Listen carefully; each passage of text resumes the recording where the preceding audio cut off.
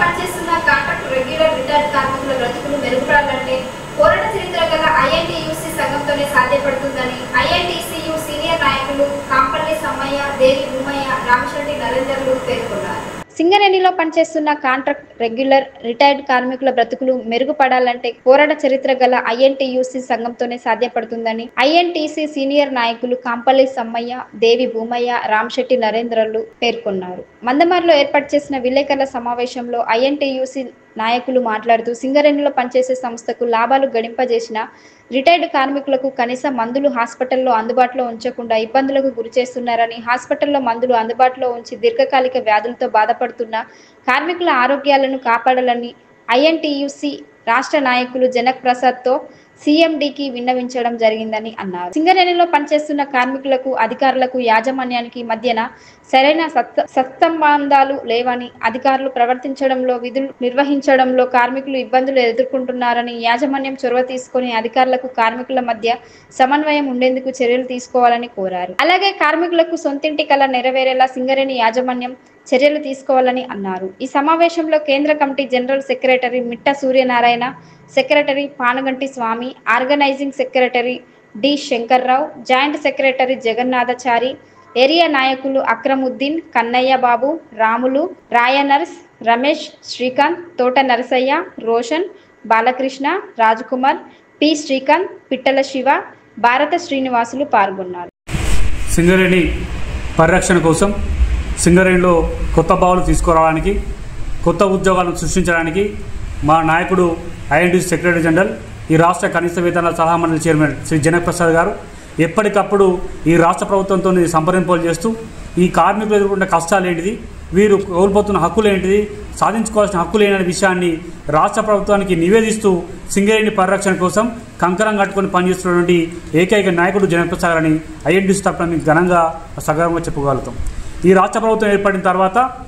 ఈ ఎన్నికల కంటే ముందు మన భావి భారత ప్రధాని రాహుల్ గాంధీ గారిని మరి పెద్దపల్లి జిల్లాకు తీసుకొచ్చి RG3 పర్యటనలో భాగంగా సింగరేణి కార్మికులతోని, ముఖ్యంగా 100 మంది కార్మికులతో మాట్లాడించి మరి సింగరేణి కార్మికులు ఎదుర్కొంటున్న సమస్యలను నేరుగా మరి రాహుల్ గాంధీ గారు లాంటి నేతలకే చెప్పించిన ఘనత మా జనక్ ప్రసాద్ గారు దక్కుతున్న విషయం సందర్భంగా గుర్తు చేస్తాం మిత్రులారా. ఆ రోజు జనక్ ప్రసాద్ గారు ఏదైతే విషయాలు చెప్పారో బహిరంగ సభలో, పెద్దపల్లిలో ఏర్పాటు చేసిన ఎన్నికల బహిరంగ సభలో రాహుల్ గాంధీ గారు తూచా తప్పకుండా ప్రతి విషయాన్ని జనక్ ప్రసాద్ గారి మాటగా ఆ రోజు ప్రజలకి హామీ ఇస్తూ ఖచ్చితంగా కేంద్రంలో కనుక కాంగ్రెస్ పార్టీ అధికారానికి వస్తే సింగరేణి బొగ్గు బ్లాక్లను ప్రైవేటీకరణ కానివ్వం, సింగరేణి బ్లాక్లను సింగరేణికే ఇచ్చి సింగరేణిలో కొత్త ఉద్యోగాలు సృష్టిస్తామని హామీ ఇవ్వడం జరిగింది. ఇవాళ రాష్ట్ర ప్రభుత్వం ఏర్పడిన తర్వాత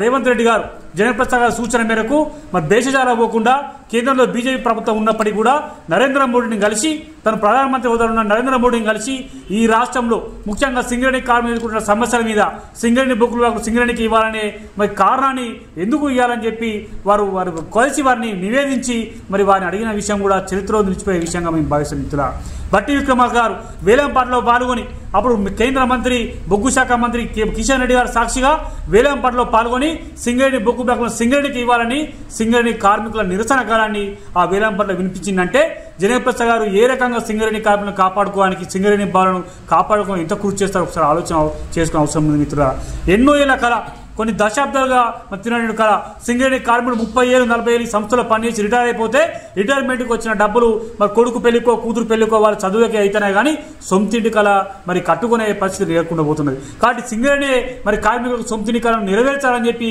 ఈ రాష్ట్ర ప్రభుత్వానికి ఈ సంవత్సరంలోనే ఇప్పటి వరకు దాదాపు 4-5 సార్లు రాష్ట్ర మంత్రులను కలిసి వారికి నివేదించి ఖచ్చితంగా సింగరేణి కార్మికులకు సొంతింటి కళను నిజం చేయాలని వారు అడిగిన విషయాన్ని సందర్భంగా గుర్తిస్తుంది మిత్రులారా. ఇవాళ ఫ్లెక్సిబుల్ ఇన్కమ్ ట్యాక్స్ 12 నెలలు పనిచేస్తే సంవత్సరంలో మరి 3 నెలలు మరి ఇన్కమ్ ట్యాక్స్కి డబ్బులని పోతా ఉంటే ఇవాళ మరి సింగరేణి కార్మికుల జీవితాలు చాలా దైనంగా మరి వెళ్ళిపోయే పరిస్థితి ఉన్నది. వాళ్ళ చదువుల కోసం, ఇతర మరి అవసరాల కోసం పైసలు మరి అప్పు తెచ్చుకొని ఇవాళ చదివించుకునే పరిస్థితి ఉన్నది. కాబట్టి ఫ్లెక్సిబుల్ ఇన్కమ్ ట్యాక్స్ను మరి ఏదైతే కోల్ ఇండియాలో మరి రియంబర్స్మెంట్ చేస్తున్నారో అదే విధానాన్ని సింగరేణిలో కూడా తీసుకురాని వారు అడిగిన విషయాన్ని కూడా వారి దృష్టి తీసుకున్నారు. రాష్ట్ర ప్రభుత్వ పెద్దలు కూడా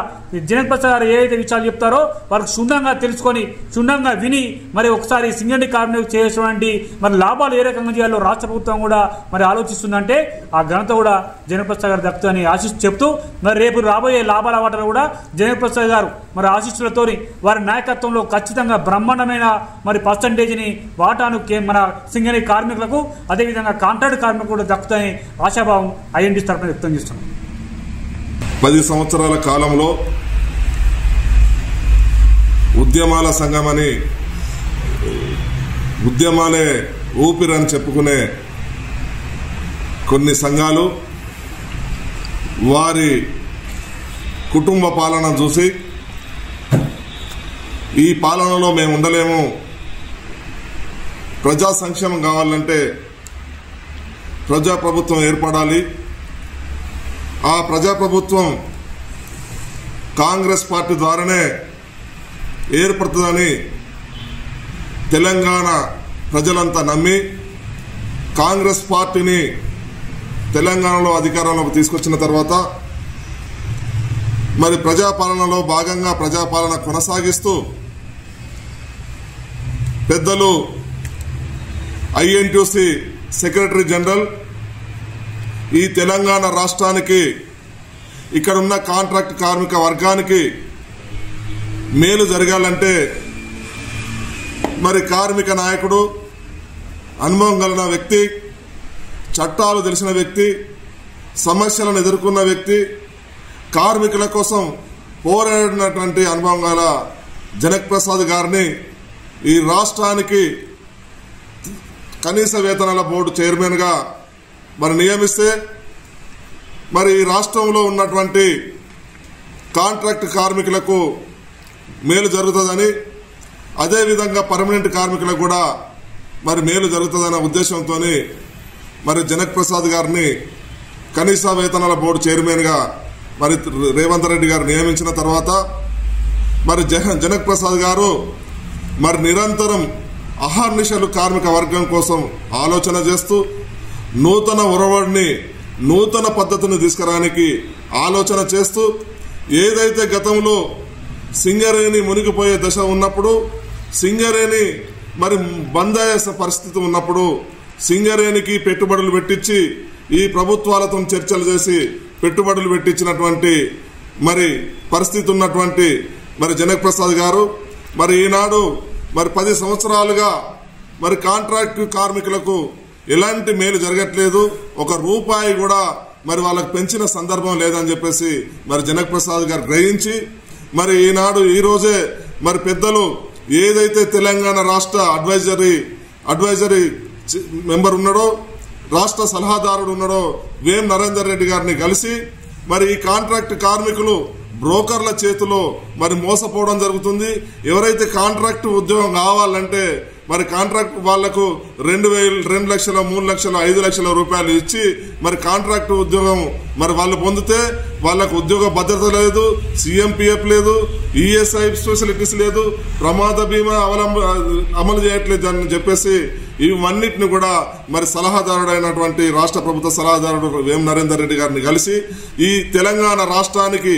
మరి కాంట్రాక్ట్ అవుట్ సోర్సింగ్ కార్మికులకు ఒక కార్పొరేషన్ ఏర్పాటు చేస్తే ఆ కార్పొరేషన్ ద్వారానే మరి కాంట్రాక్ట్ లేబర్ కు నియామకాలు జరుగుతాయి, వారికి న్యాయం జరుగుతుంది, 1,20,00,000 మంది ఈ రాష్ట్రంలో ఉన్నటువంటి కాంట్రాక్ట్ కార్మికులకు మేలు జరుగుతుందని మరి ఆయన ఈ రోజు మరి వేం నరేందర్ రెడ్డిని కలిసి వివరించడం జరిగింది. గారితో మాట్లాడి ఈ రాష్ట్రంలో కాంట్రాక్ట్ లేబర్ కు ఒక కార్పొరేషన్ ఏర్పాటు చేసి దాని ద్వారా మరి మేలు జరిగే విధంగా కాంట్రాక్ట్ కార్మికులకు మరి మేలు జరిగే విధంగా చేస్తామని చెప్పి హామీ ఇవ్వడం జరిగింది. ఇది చాలా గొప్ప విషయం అని చెప్పేసి మరి సందర్భంగా తెలియజేస్తున్నాం. మరి అంతేకాదు సోదరులారా, ఏదైతే కాంగ్రెస్ ప్రభుత్వం ఏర్పడిన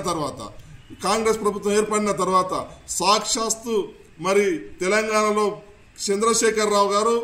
మరి 35 సంవత్సరాల నుండి 40 సంవత్సరాలు పెంచుతున్న శాసనసభలో ప్రకటించినప్పటికీ కూడా మరి ఆయన ప్రకటనను అమలు చేయకుండా పోతే కాంగ్రెస్ ప్రభుత్వం వచ్చిన వెంటనే జనక్ ప్రసాద్ గారు అంబేద్కర్ సాక్షిగా మరి హైదరాబాద్లో మరి రేవంత్ రెడ్డి గారితో మాట్లాడి 35 సంవత్సరాలు ఉన్నటువంటి మరి వయో పరిమితిని 40 సంవత్సరాలు పెంచిన ఘనత మరి జనక్ ప్రసాద్ గారికి మరి దక్కుతుందని చెప్పేసి మరి సందర్భంగా తెలియజేస్తున్నాం. అంతేకాదు కాంట్రాక్ట్ కార్మిక సోదరులకు ఈ 20 సంవత్సరాలుగా 25 సంవత్సరాలుగా లాభాల వాటా ఇవ్వకపోయినప్పటికీ జనక్ ప్రసాద్ గారు మాట్లాడి ఆయన మరి 5,000 రూపాయల లాభాలలో వాటా ప్రైవేటు కార్మికులకు ఇచ్చిన మరి ఘనత కూడా మరి ఐఎన్టీయూసీకి దక్కుతుంది. మరి అదేవిధంగా కాంట్రాక్ట్ కార్మికుడు చనిపోతే ₹1 కూడా ఇచ్చే పరిస్థితి లేనప్పుడు మరి వాళ్ళకి వాళ్ళ 50 లక్షల రూపాయల ప్రమాద బీమా కూడా ఇవ్వాల్సిన మరి బాధ్యత ఉందని చెప్పేసి వాళ్ళు ఇప్పిస్తున్న పరిస్థితి ఇవాళ మరి కాంగ్రెస్ పార్టీ ఐఎన్టీయూసీ మరి చేస్తుందని చెప్పేసి మరి ఈ సందర్భంగా తెలియజేస్తున్నాం. మరి అదే కాదు ఎన్నో సంవత్సరాలుగా ఎదురు చూస్తున్నటువంటి ఈ సింగరేణిలో మార్పు కోసం ఎన్నో సంఘాలు మరి ప్రకటనలు ఇవ్వడం కాకుండా మరి టీబీఎస్ కేసు గెలిచే ముందు మరి ప్రగల్భాలు వరకు ఈ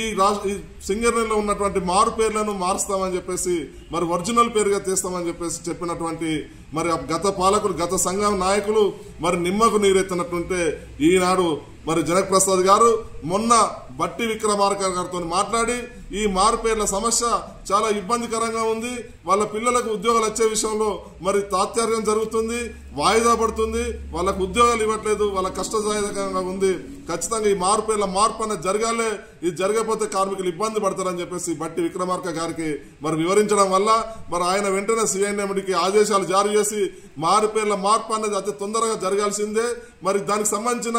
మరి న్యాయమైన సమస్యలు మరి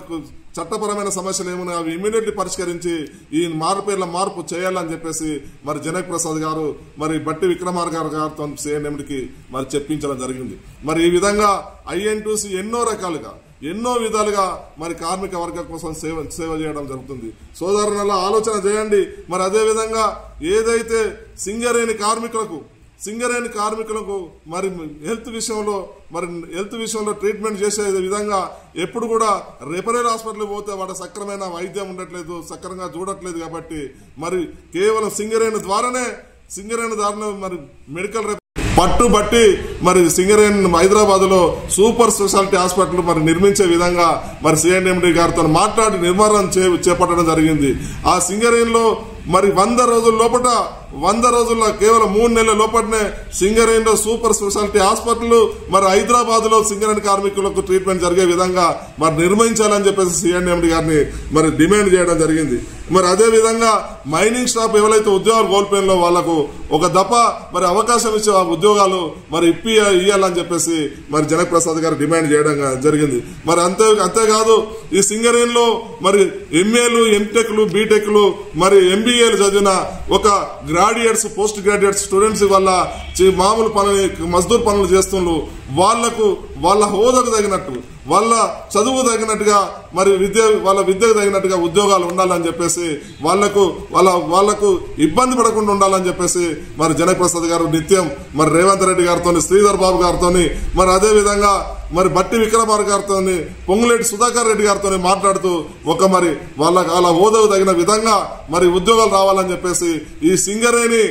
సింగరేణి మరి వాళ్ళకు సాఫ్ట్వేర్ కంపెనీ ఏర్పాటు చేసి వాళ్ళ చదువుకు తగినటువంటి మరి ఉద్యోగం చేసే విధంగా చేయాలి. ఎవడైతే